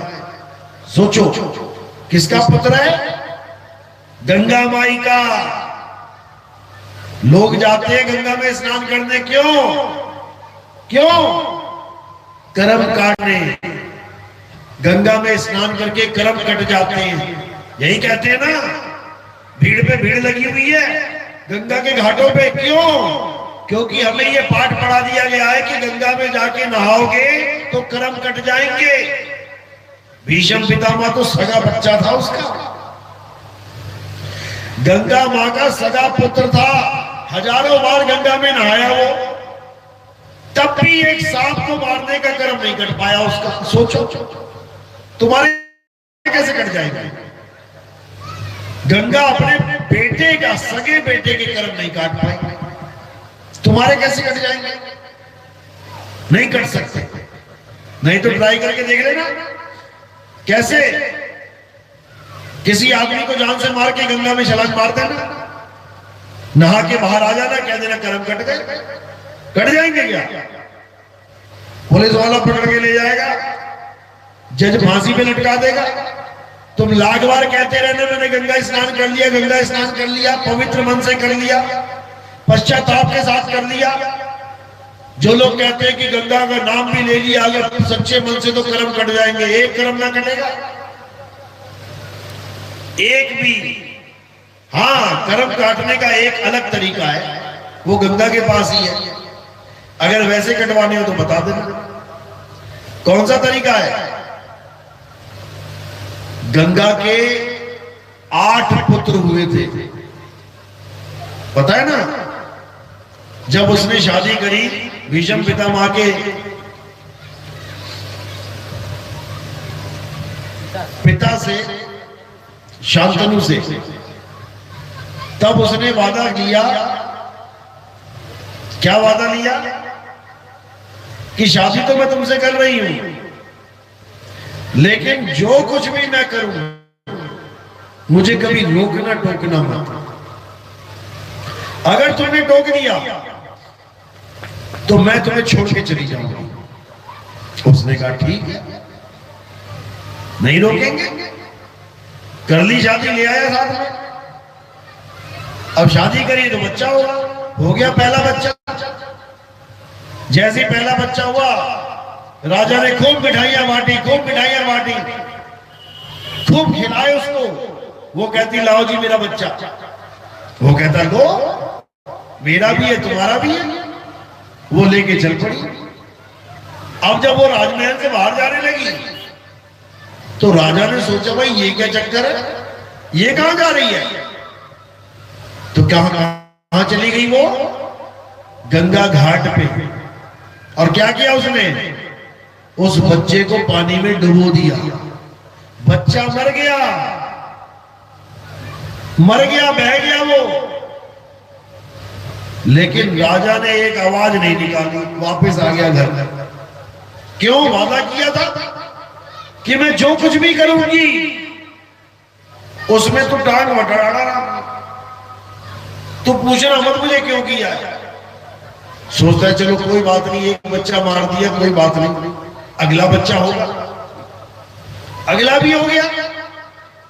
फिर खूब लड्डू बांटे, खूब मिठाई बांटी। वो फिर ले लिया उसने, ला मेरा बच्चा। जब निकली महल के बाहर, वो समझ गया कि इसका क्या होने वाला है। फिर भी गया पीछे पीछे देखने, उसने उस बच्चे को भी डुबो दिया। अब बड़ा चक्कर में पड़ गया, कुछ पूछ नहीं सकता। पहला बच्चा गया, दूसरा बच्चा गया, तीसरा, चौथा, पांचवा, छठा, 7 बच्चे मार डाले उसने, गंगा ने नदी में डुबो के। 7 बच्चे मार डाले। उसने कुछ नहीं कहा। लेकिन जब 8वां हुआ, भीष्म पितामह, और जब वो उसको डुबोने के लिए ले चली तो पिता ने पीछे से आवाज दे दी, अरे गंगा इसको तो छोड़ दे, 7 बच्चे मार दिए मेरे तूने। कहती है तुमने बहुत गलत काम किया, तुमने मुझे टोक दिया, अब मैं तुम्हें छोड़ के जा रही हूं और ये बच्चा भी मैं तुम्हें देके जा रही हूं। अगर तुम मुझे ना टोकते तो जैसे उन 7 बच्चों के कर्म काटे मैंने, वैसे इसका भी कर्म कट जाता। लेकिन तूने मुझे रोक दिया, अब ये कर्म भुगतान भुगतेगा। इतना दर्दनाक जीवन होगा इसका कि दुनिया देखेगी। इतना दर्दनाक जीवन होगा, इतना भी चैन नहीं मिला उसे सारी उम्र। तो गंगा कैसे कर्म काटती है, डुबो के, मार के। किस किसने कर्म कटवाने, हाथ खड़ा करो जरा। कर्म कटवाने गंगा से, नहा के नहीं कटते हैं, मर के कटते हैं। कटवाने हो तो बता देना मुझे। तो ये कर्म कब बने थे उन 8 लोगों के, ये 8 वसु थे। 8 वसु, अष्ट वसु, भीष्म पितामह और 7 वसु। और इन्होंने एक ऋषि की गाय चोरी कर ली। भीष्म पितामह का आइडिया था, ये बड़ा खुरपेची आदमी था, ये बड़े दिमाग लगाता था फालतू के। इसने दिमाग दे दिया बाकी 7 भाइयों को, उन्होंने भी इसका साथ दे दिया, चोरी करके ले आए। भूल गए कि ऋषि मुनि त्रिकालदर्शी होते हैं, उन्होंने 1 सेकंड में पता लगा लिया कि ये है। सबको खड़ा कर दिया लाइन में, श्राप दे दिया सबको कि तुम्हारी दुर्गति होगी। 7 तो हाथ जोड़ के खड़े हो गए, महाराज हमारा कसूर नहीं है, इसने कहा था, यही है जड़।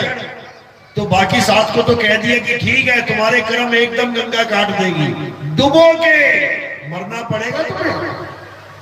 लेकिन ये 8वां, ये तिल तिल मरेगा, रो रो के मरेगा ये, और रो रो के जीवन जिएगा। तो भीष्म पितामह को इतना श्राप लगा हुआ था। इसलिए भीष्म पितामह जो गंगा का सगा पुत्र था, गंगा भी उसके कर्म नहीं कट पाई, तुम्हारे भी नहीं कटने वाले हैं। कर्म कैसे कटते हैं, कर्म अकर्ता होके करते हैं। अकर्ता कैसे करेंगे? अगर तुमने कोई काम नहीं किया तो क्या तुम्हें उसका फल मिलेगा?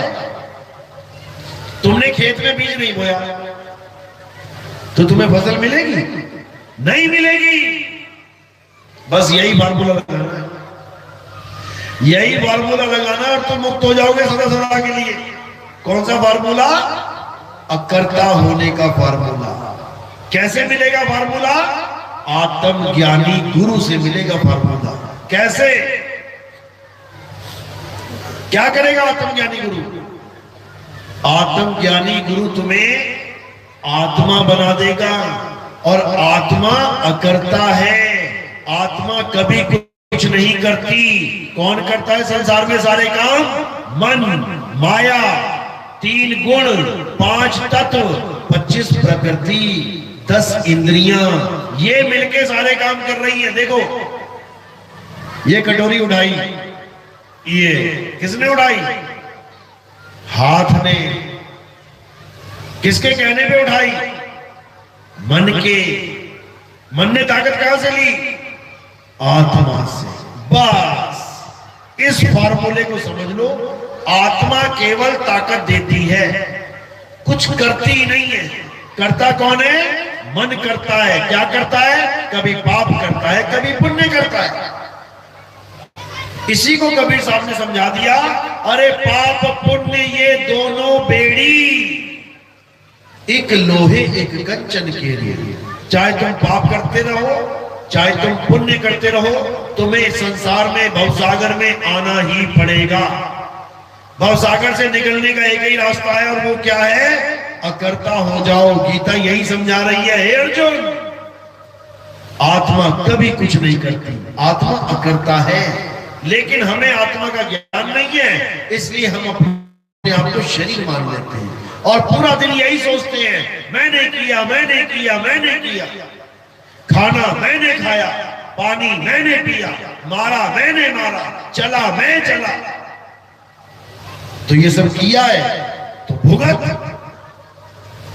और एक बार आत्मा का ज्ञान हो जाए, तुम्हें आत्म तत्व का बोध हो जाए, उसी वक्त अकर्ता हो जाते, उसी वक्त अकर्ता। फिर उसके बाद कर्म भोग नहीं भोगने पड़ते, अगला जन्म नाम का खेल ही खत्म हो जाता है। बस ये जो प्रारब्ध कर्म है इसको भोगना है और कुछ नहीं करना। तो इसी को बोला गया है, तू कर ले वकील, मुकदमा भारी है। तू कर ले गुरु वकील, मुकदमा भारी है। केवल गुरु ही है जो तुम्हें इन कर्मों से आजाद कर सकता है, नहीं तो कर्मों का बोझ ऐसा है कि देवी देवता तक नहीं बच पाए कर्मों के बोझ से। नारद से मजाक किया था विष्णु जी ने, बंदर का चेहरा दे दिया। नारद ने पानी उठा के, जल उठा के, गंगा जल उठा के श्राप दे दिया, भगवान जैसे मुझे तड़पाया तू भी तड़पेगा। हालत खराब होगी 14 साल वनवास में। बहुत से ऐसे किस्से हैं जहां पर देवताओं को, भगवानों को भी श्राप मिले हैं, बच नहीं सका कोई भी। तो तुम और हम क्या बचेंगे? बचने का एक ही रास्ता है, बचना चाहो काल जाल से तो चीनो शब्द हमारा, और कहे कबीर अमर कर राखूं जो निज होए हमारा। यानी जो हमारा हो जाए, आत्मा में सिद्ध हो जाए, आत्मज्ञानी हो जाए, वही बचेगा, उसके अलावा कोई बचने वाला नहीं है, नहीं। तो अब क्या करना है? एक ही काम करना है, आत्मा के अलावा किसी को सत्य नहीं मानना। जितना मान लिया मान लिया, पूजा पाठ कर ली अच्छी बात है, नमाजें पढ़ ली अच्छी बात है, कोई और आरतियां गाली अच्छी बात है, हवन यज्ञ कर ली अच्छी बात है, सब कुछ ठीक है। लेकिन अब आगे की पढ़ाई करेंगे। अब सत्य और असत्य में से सत्य को धारण करेंगे। और सत्य क्या है? हे अर्जुन, आत्मा ही सत्य है। आत्मा को ना तो कोई शस्त्र काट सकता है, आत्मा को ना तो अग्नि जला सकती है, आत्मा को ना तो वायु सुखा सकती है, आत्मा को ना तो जल भिगो सकता है, आत्मा का कोई कुछ नहीं बिगाड़ सकता, कुछ भी नहीं। नैनम छिन्दन्ति शस्त्राणि नैनम दहति पावका न चैनम क्रोधन्तापे न शोषति मारुता। इसको कोई मारने में समर्थ नहीं है। तो इसी आत्मा को जानना है, इसी को सत्य सनातन कहते हैं। अध्याय 2 24वां श्लोक। हे अर्जुन, आत्मा अछेद्य है, अशोष्य है, अदाह है, आत्मा अचल है, आत्मा अडोल है, सदा स्थिर रहने वाली है, आत्मा पुरातन है, यानी पुरानी से भी पुरानी वस्तु है, उससे पुराना कुछ नहीं, भगवान से भी पुरानी है, भगवान विष्णु उससे भी पुरानी है, भगवान राम उससे भी पुरानी है, भगवान कृष्ण उससे भी पुरानी है। शरीरों का अस्तित्व भी नहीं था, भगवानों का अस्तित्व भी नहीं था, वो तब भी थी, है और रहेगी। ये आत्मा की महिमा है।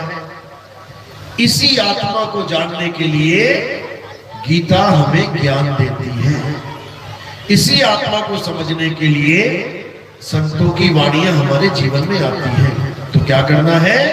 अब आत्मा को जानना है और असत्य को, संसार को त्यागना है। बोलिए परमपिता परमात्मा की सदा ही जय हो। साहिब पद की सत्संग सत्संग यही समाप्त करते हैं। और अब आरती का समय है। आरती कैसे करेंगे? आरती करने के लिए आपने क्या करना है? थोड़े से फूल, एक चुटकी, बस जितने भी आ जाए, 2-3 पत्ते आपने मेरे सिर के ऊपर रख देने हैं। मैं नीचे आ जाऊंगा, नीचे बैठ जाएंगे या कहीं भी बैठ जाऊंगा मैं। आपने मेरे सिर के ऊपर फूल रख देना है। सिर के ऊपर फूल क्यों रखते हैं? क्योंकि हमारे यहाँ किसी भी जड़ वस्तु की पूजा नहीं होती, कोई पत्थर की, कोई कैलेंडर की, कोई फोटो की नहीं। हमारे यहाँ किसकी पूजा होती है? हमारे यहाँ आत्मा की पूजा होती है। आत्मा। तो आत्मा कहां है? आत्मा हमारे पास है। आत्मा को फूल कैसे समर्पित करने हैं? पैर के अंगूठे से लेकर सिर की चोटी तक ये क्या दिखाई दे रहा है? नाशवान शरीर। तो अपने शरीरों से परे आत्म देव के चरणों में समर्पित करना है फूलों को। और कोई प्रचार प्रसार में योगदान करना चाहेगा, सेवा में मालिक की कुछ देना चाहेगा, तो वो चरणों में रखना है। उस सेवा से हम क्या करते हैं? हमारा प्रचार टीवी चैनलों में भी आता है। आपके घर में टीवी है, सुबह सुबह आप 7 बजे बैठ जाना। साधना टीवी, ईश्वर टीवी आपके घर में आते हुए आप देखोगे तो उसमें और भी बाबा लोग आते हैं, बड़े बड़े संत आते हैं और क्या समझाते हैं कि नाम जपो, नाम जपो, नाम जपो, भगवान मिलेगा। और हम क्या बताते हैं? नाम छोड़ो, नाम छोड़ो, नाम छोड़ो, तब भगवान मिलेगा। तो मालिक का विवेकी हंस जब इस बात को सुनता है तो हमसे संपर्क करने की कोशिश करता है। तो नीचे मैंने फोन नंबर दे रखे हैं।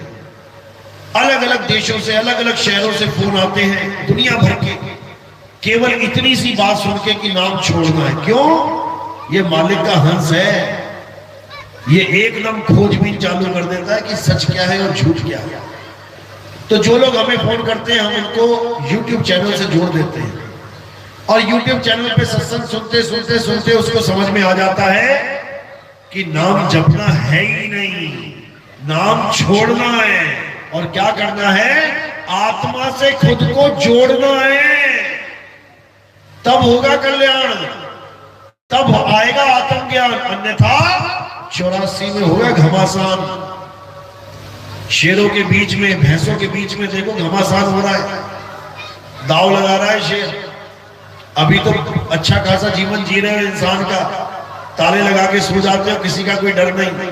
जब जंगल में पैदा हो गए ना हिरण, सांप, भालू, बिच्छू बन के, पल पल मौत का सामना करना पड़ेगा। कौन सा जानवर आके पकड़ दे गर्दन, कुछ नहीं पता।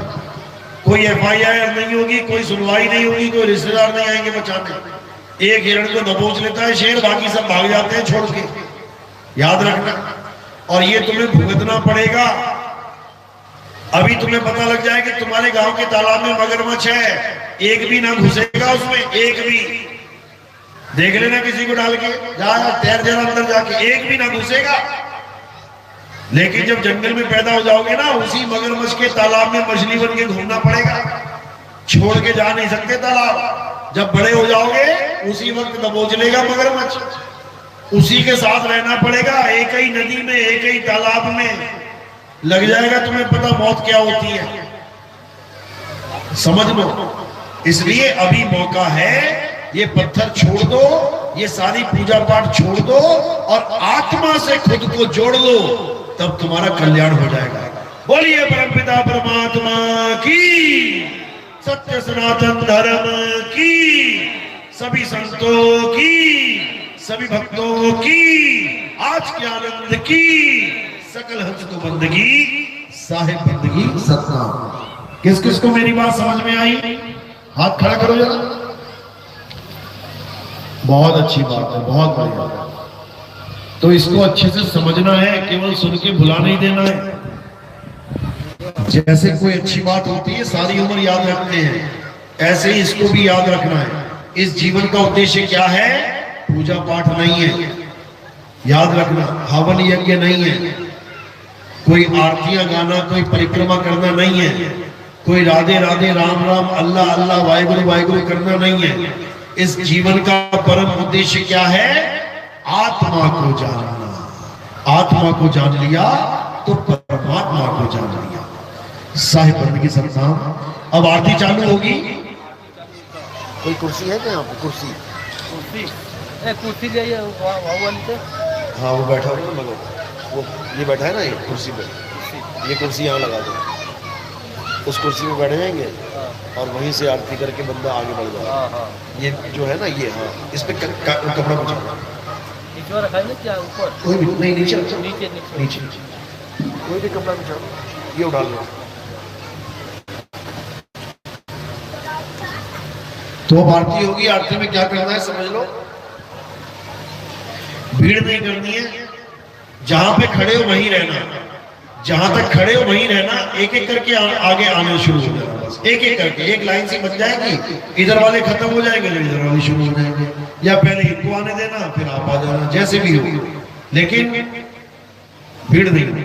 साईं की संस्था।